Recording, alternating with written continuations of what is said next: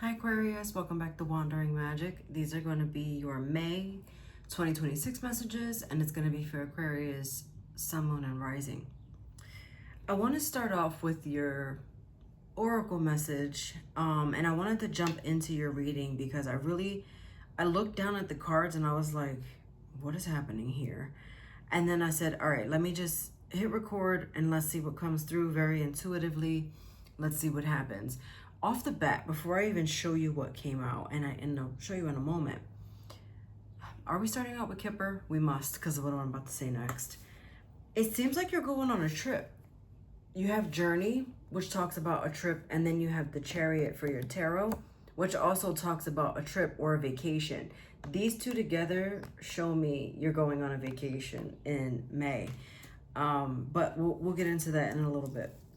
So, all right, let's just say it. So we have Courthouse and Journey. So signing something, or I'm getting also like paying for something, renewing things like passports and such, which is why it also makes sense if you renewed your passport, you're going on vacation. Or maybe you just got your passport and you're going on vacation with that. But it just seems like if you're not actually going on a vacation or some kind of trip or whatever the case is, it just seems that metaphorically you are taking a break from something. Conflict and chaos, card 33 is your oracle message, and this is about relief from the turbulence. So stability is starting to return in your life. Things feel a lot calmer. In a way, I want to say the beginning of the month might bring a little bit of chaos in with it, but I feel like as time goes on, it might change a little. So with the chaos and conflict, you're being asked to just appreciate the moments as they come. Remember that there's always there's blessings in the lessons whenever things don't go quite your way. This is also a time of negotiations. So if we go back to Courthouse, something is being negotiated. Likewise with the chaos and conflict, there's definitely some kind of negotiation happening, and you're being asked to just stay cool, calm, and collected, because there is a lot going on right now, and by you acting a bit rambunctiously, it seems like it's not really gonna, like, it's not a good idea. It's not gonna benefit you in any way. So like, try to remain calm. I'm still really feeling this vacation thing. In this Journey card, there's a duality happening. There's someone coming and there's someone going. And it's so to me, it's like a round trip. So it doesn't feel like you're going somewhere for an extended period. It's just a temporary stop on the way. Your tarot cards, as we saw, are the Chariot, the Ace of Swords, and the Magician. So there's a lot. Like I said, if it's not an actual vacation, you're taking a mental break. It's a sabbatical from work, or you're steering clear of something. Maybe it's a diet change that you're kind of like resetting yourself for.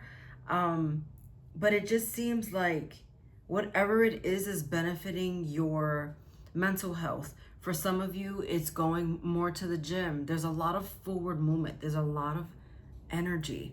There's a change that you want to make for your mental well-being. And it's like, if I don't do this, I'm going to go crazy in some situations. But it just seems that you're looking for your calm. You're looking for your steady. You're looking for your slow walk in the park, not your jog or not the brisk run. If we're talking about in the realm of exercise and calm, this is not going to the gym to do HIIT workouts, but it's doing things more in nature, maybe going on a hike or doing yoga or breath work, something along those lines. It just feels very serene, and it feels like a very deep connection, and it feels very personal to you. Despite all of the things that are going on around you, you're like, I can't really control that. So let me try to just stay put. Let me try to stay calm. And let me try to control only what I can control. And reminding yourself that you can't control everything. So don't try.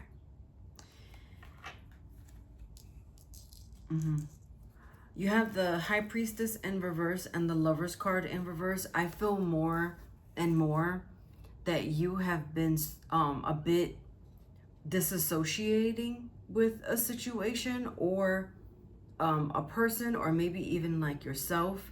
The connection that you, I want to say, once had is not as potent as it used to be before. You feel like your intuition radar is a little off. Pluto's going retrograde May 6th, and with that comes very deep transformations. And so what I want to say is these things are starting to resurface for you.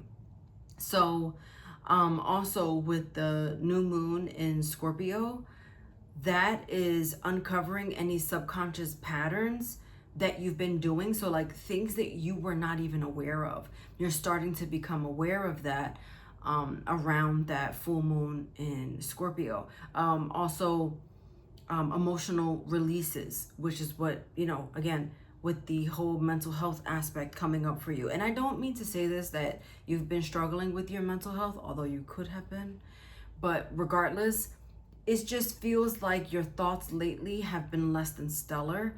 And so you want to really make this change. And what can aid you in that is the new moon in Gemini, which is on May 16th. This is the opportunity to really hit the reset button, really communicate things and say things the way you want to say them, move the way you want to move. And really, it's connecting with yourself. What's going to make you feel good? Putting yourself first.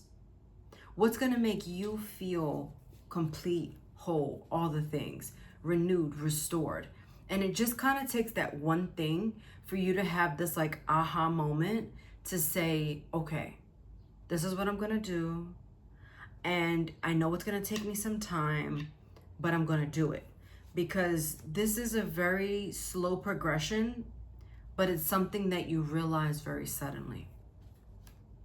It's going to restore your intuition. It's going to make you make better decisions. It's going to make you not doubt yourself anymore. It's going to really align you with yourself because you've been a little bit disconnected, a little bit avoidant, a little bit trying not to do self-work, okay? Within the next few months is the timing of your angel message. So to this, I say, be patient with yourself. A lot of things are going to happen in the next couple months, but I feel like they're going to go overall well. And then you have the chalice in reverse, which also talks about being overwhelmed. And I really want to encourage you, if you're into it, to do a full moon ritual on May 1st if you can. It feels like something needs to be cleansed a little bit, and you need to have like an emotional purge. Am I telling an Aquarius to have an emotional purge? Yes, I am. Watch your Sun, Moon, and Rising for any additional messages, and I'll see you next time. Bye.